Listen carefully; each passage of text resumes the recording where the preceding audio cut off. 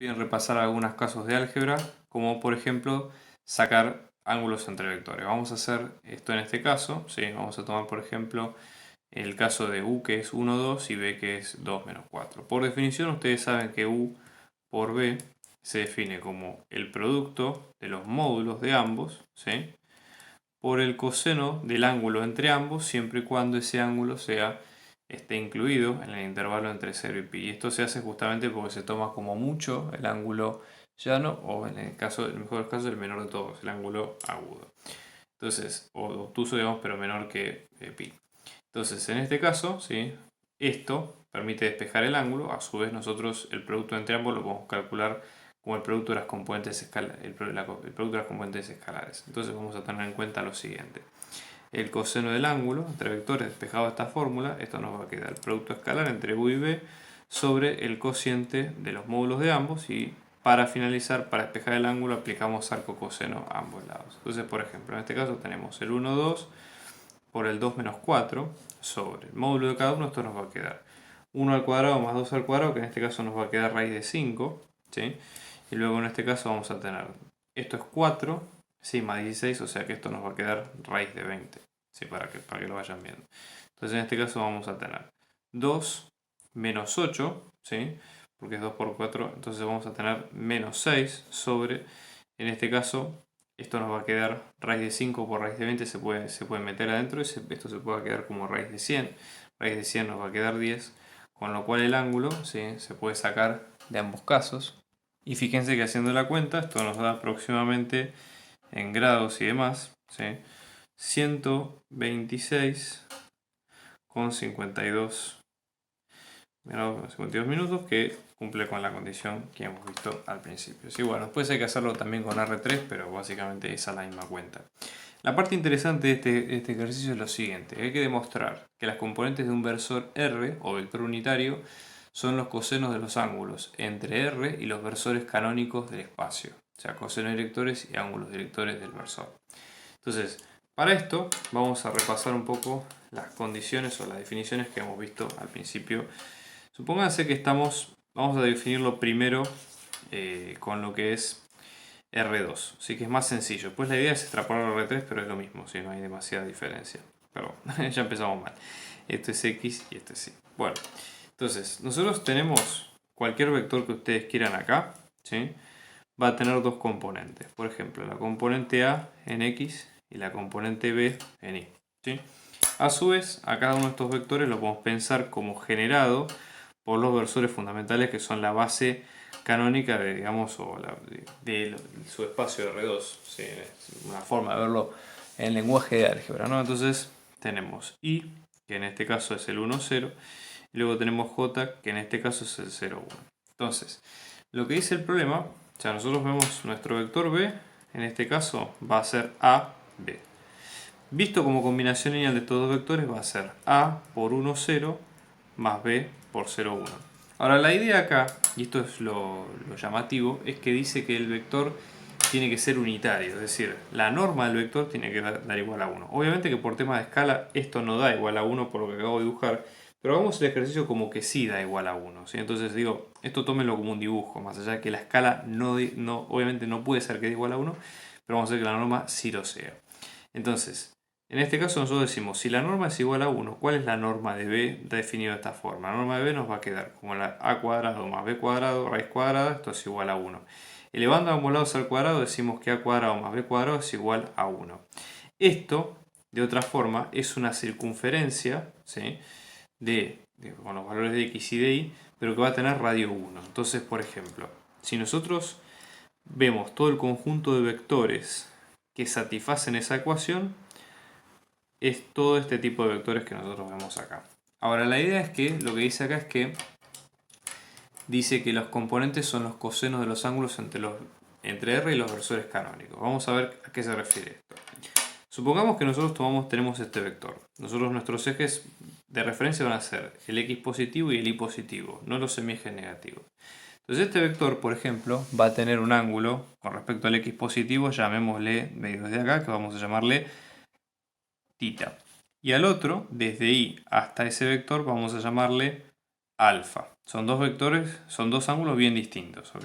Bueno, entonces, ¿cómo expresamos cada uno? Si lo expresamos en términos de coseno, recuerden que cada triángulo que nosotros armamos acá, si es un versor o vector unitario, la hipotenusa va a medir 1. ¿Sí? Entonces no vamos a tener problema por ese lado. Imagínense, nos paramos en este triángulo, si este es un triángulo rectángulo, vamos a mirarlo desde el lado de θ, ¿sí? El triángulo A con el punto y la hipotenusa vale 1, entonces, coseno de θ, ¿qué es el coseno? El coseno es el cateto adyacente sobre la hipotenusa, o sea, el cateto adyacente vale A, porque estamos hablando del ángulo θ, ¿sí? Perdón, A, acá, y la hipotenusa vale 1. O sea que si despejamos acá, A va a ser el coseno de θ por 1, o lo que es lo mismo, A es el coseno de θ. Parémonos ahora en el otro ángulo, en el ángulo alfa, ¿sí? Entonces ahora ya estamos tomando este triángulo que tiene, ¿sí? Este es el ángulo alfa, entonces B, que es esta dimensión que vemos acá, es el cateto adyacente, ¿sí? Y después lo que tenemos es la hipotenusa. Entonces, coseno es el cateto adyacente. No sé si antes dije cateto opuesto, debo estar confundido. Porque coseno es cateto adyacente. Entonces, coseno del alfa, de este ángulo alfa, es el B, ¿sí? Sobre la norma que vale 1. Despejando de la misma manera que hicimos antes, B nos va a quedar el coseno de alfa. Entonces, ¿qué es lo que quiere decir esto? Que ese nuevo B, ese B que habíamos definido al principio como AB, ahora lo podemos definir como coseno de θ y luego como coseno de alfa, ¿sí? Siendo que θ es el ángulo respecto entre el vector y el eje X positivo, y esto es lo mismo entre el vector y el eje Y positivo, y eso es lo que pide el problema. Podemos definirlo también de la misma manera para R3, lo que vamos a hacer a continuación. Lo que se plantea en el caso de donde se ve lo siguiente. Nosotros nos dicen, un vector no nulo R, ¿sí? Distinto de 0, tiene los mismos ángulos directores que su correspondiente versor. Entonces el versor en este caso va a ser, es un vector que es paralelo a este, pero que tiene norma 1. Para que un vector tenga norma 1, cualquiera, ¿sí? Lo que se hace es se toma el vector que va a tener esa dirección, del versor, y se lo multiplica por 1 sobre su norma. Y eso lo que hace es que el vector tenga longitud 1. Hay una demostración para esto, ¿sí? Entonces, pensémoslo de la siguiente manera. Si nosotros tenemos que el versor, o sea, justamente la idea acá es que el versor, ¿sí?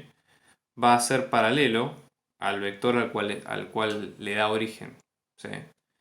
Entonces, lo que hay que hacer es tratar de encontrar un vector cuyos ángulos directores sean iguales, ¿sí? Entonces, vamos a pensarlo de la siguiente manera. En el caso del versor que tiene norma 1, vamos a pensarlo en R2, por ejemplo. O mismo nosotros vamos a tener R, que vamos a tener coseno de θ y coseno de alfa, donde nosotros sabemos que θ está asociado al eje X positivo y alfa va a estar asociado al eje Y positivo. Si estamos en R3, a todo esto lo vamos a extender a un vector beta, imagínense que va a estar asociado al eje Z positivo, ¿sí? Entonces, la idea acá del ejercicio es hallar un vector cuyos ángulos directores sean iguales a lo que nosotros vimos acá. Entonces, pensémoslo de la siguiente manera.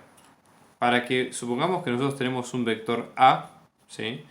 Que va a cumplir lo mismo, es decir, que vamos a tener que los ángulos, ¿sí? Van a ser iguales. Por ejemplo, vamos a tener, en este caso supongamos que llamamos θ de R, alfa de R, entonces A va a ser, por ejemplo, coseno del θ de A, ¿sí? Y coseno del alfa de A, ¿sí? Entonces en este caso ambos cosenos deberían ser iguales, según lo que se dice acá. Entonces tendríamos coseno, por un lado tendríamos coseno del θ de el vector R va a ser igual al coseno del θ de A, y vamos a tener que el coseno de alfa de R nos va a quedar igual al coseno de alfa de A. Y así sucesivamente podríamos igualar el vector de R3 también. Entonces, ¿cuándo se va a dar igualdad entre dos cosenos? Esa sería un poco la pregunta, ¿ok?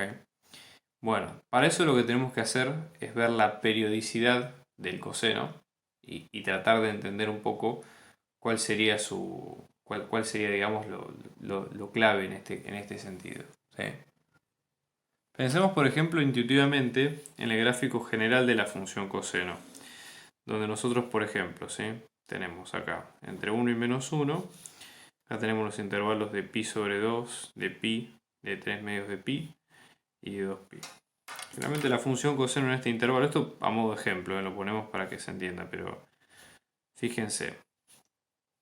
La función coseno va a ser lo mismo que la función seno, si en la parte de trigonometría. En este rango, entre 0 y 2pi, toca, ¿sí? Por lo menos todos los valores dos veces, excepto en el 0. Así que esa es un poco la idea. Entonces eso es lo que nos sugiere, por ejemplo, fíjense. Nosotros para pasar del 1 que tenemos acá al 2 al 1 de acá, de este otro punto, supongamos que llamamos A y B, tenemos que haber recorrido 2pi, por ejemplo. ¿Sí? Pero también, por ejemplo, para pasar del 0 de pi sobre 2 a 3 medios de pi, tenemos que haber recorrido un pi solamente. ¿Sí? Entonces, vamos a ver cuál es esa periodicidad para que se vea. Despejando la ecuación, nosotros, por ejemplo, supongamos que tenemos por regla general coseno de A es igual a coseno de B. Esto lo que nos dice es que o B puede ser bien A más 2pi por n1, siendo n1 un número natural, o bien B puede ser 2pi por n2 menos A, siempre y cuando n1, n2 pertenezcan números enteros, disculpen, no números naturales. Entonces, el tema con esto, ¿sí? Fíjense, nosotros vamos a tomar valores que estén entre 0, digamos, vamos a tomar valores que estén entre 0 y pi de cada uno de los ángulos. Igualmente, si es que se toman respecto de los semiejes positivos, esa distinción no estaría. ¿Sí? O por lo menos tendríamos que tomar en cuenta valores que estén para cada caso entre 0 y 2pi. Así que esta sería la regla general para las infinitas posibilidades que tenemos entre cada caso.